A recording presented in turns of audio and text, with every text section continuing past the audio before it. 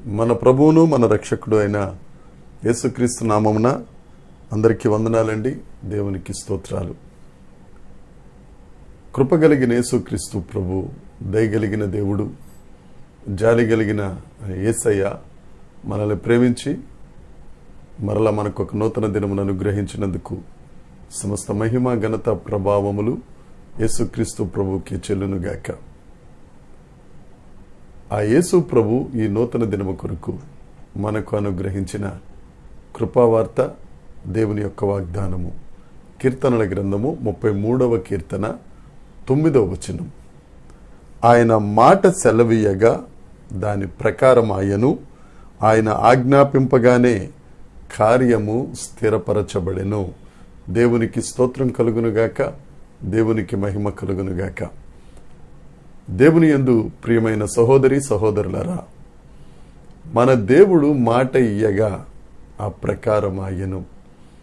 ఆయన మాట ఇస్తే చాలండి, శూన్యము నుంచి సమస్తము సృజించబడుతుంది. ఆ మహత్తైన మాట ఆదికాండం 1వ అధ్యాయంలోనే ఆయన మాట సెలవీయగా వెలుగు కలిగెను. ఆయన మాట సెలవీయగా సూర్య చంద్ర నక్షత్రములు కలిగెను.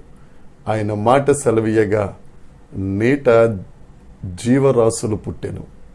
ఆయన మాట సెలవిస్తే చాలు 5 దినాలు జరగవలసిన కార్యములన్నీ జరిగిపోయాయి.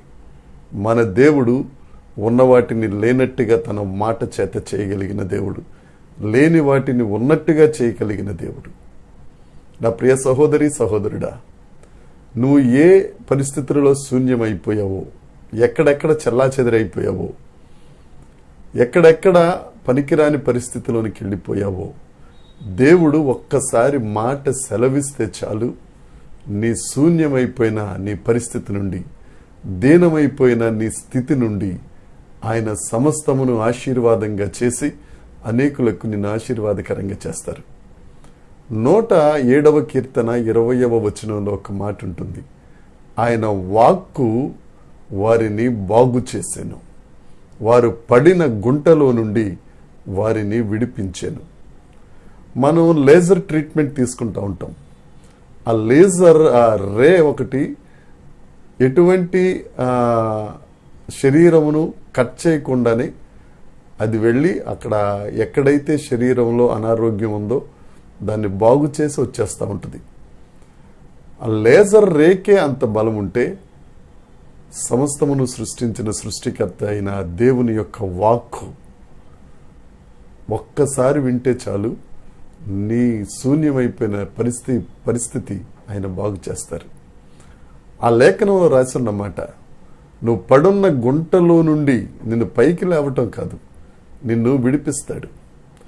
ఏ అస్వస్థత అనే గుంటలో పడిపోయావో ఆయన విడిపిస్తాడు.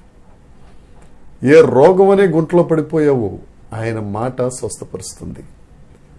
ఏ పాపం అనే బురద గుంటలో పడిపోయావో ఆ బంధకములన్నిటినీ, ఆ సాతాను దుర్గములన్నిటినీ పడగొట్టి, ఆ కాడిని విరగగొట్టి నిన్ను విడిపించి నీ కార్యమును సఫలపరిచే దేవుడు. ఆయన మాట ఇస్తే ఆ ప్రకారం అవుతుంది. 2వ మాట, ఆయన ఆజ్ఞాపింపగానే కార్యము స్థిరపరచబడెను. నీ జీవితంలో ఏ కార్యం స్థిరపరచబడాలో దేవుడి దినాన నీతో వాగ్దానం చేస్తున్నాడు. ఆయన ఆజ్ఞాపింపగా నీకు రావాల్సిన ఆశీర్వాదం, ఆయన ఆజ్ఞాపింపగా నీ కుటుంబంలో జరగవలసిన ప్రతి పని, ఆయన ఆజ్ఞాపింపగా నీ వ్యాపార వ్యవహారాలలో, నీ ఉద్యోగ పరిస్థితులలో జరగవలసిన ప్రతి ఆశీర్వాదం దేవుడు స్థిరపరచునుగాక. ఈ దినాన్న దేవుడు నీకు వాగ్దానం ఇస్తున్నాడు. ఆయన మాట సెలవిస్తే చాలు, ఆయన ప్రకారం. ఒక మాట సెలవిచ్చినప్పుడు మొదట ఆలోచిస్తాం. అంటే నీ కొరకు మాట ఇవ్వటానికి దేవుడు నీ కొరకు ఈ దినాన ఆలోచిస్తున్నాడు. ఆలోచించి ఆజ్ఞాపింపగా ఆ కార్యము, ఆ ఆశీర్వాదము నీ జీవితంలో నీకేది అవసరమో అది స్థిరపరచబడును గాక. ఈ వాగ్దానాన్ని స్వతంత్రించుకో. ఈ వాగ్దానం నీ కొరకే. నీకే కార్యం కావాలో ఆయన మాట సెలవిస్తారు, ఆ ప్రకారం అవుతుంది. ఆయన ఆజ్ఞాపిస్తారు, అది స్థిరపరచబడుతుంది. నమ్ము. ఈ వాగ్దానాన్ని స్వతంత్రించుకుని అనేకులకు ఆశీర్వాదకరంగా, అనేకులకు ఆదర్శంగా దేవుడు నీకు ఆ మాట సెలవిచ్చునుగాక. దేవుని కృప నీకు తోడై ఉండునుగాక. ప్రార్థన చేసుకుందాం. పరలోకమందున్న మా తండ్రి పరిశుద్ధుడా, నీకు స్తోత్రం నాయనా. దేవనాయన, మీ నూతన దినంలో మీరు ఇచ్చిన వాగ్దానం, మీరు మాట సెలవిస్తే ఆ ప్రకారం అవుతుంది, మీరు ఆజ్ఞాపిస్తే అది స్థిరపరచబడుతుంది. కనుక ఈ వాక్యము, ఈ వాగ్దానము స్వతంత్రించుకున్న ప్రతి ఒక్కరి జీవితంలో మీ ఆశీర్వాదము స్థిరపరచబడునుగాక. ప్రతి ఒక్కరికి ఏది అవసరమో ఆ అవసరం తీరే మాట మీరు సెలవిచ్చినందుకు నిన్ను స్తుతిస్తున్నాను ప్రభువా. దేవ, వాగ్దానము యొక్క ప్రభావం ప్రతి ఒక్కరూ స్వతంత్రించుకున్నట్లు మీరు కృప చూపినందుకే నిన్ను స్తుతిస్తూ, సమస్త మహిమ, ఘనత, ప్రభావములు మీకే ఆరోపిస్తూ యేసుక్రీస్తు నామమున ప్రార్థించి అడిగి వేడుకొనుచున్నాము తండ్రి. ఆమేన్. దేవునికి స్తోత్రం కలుగునుగాక.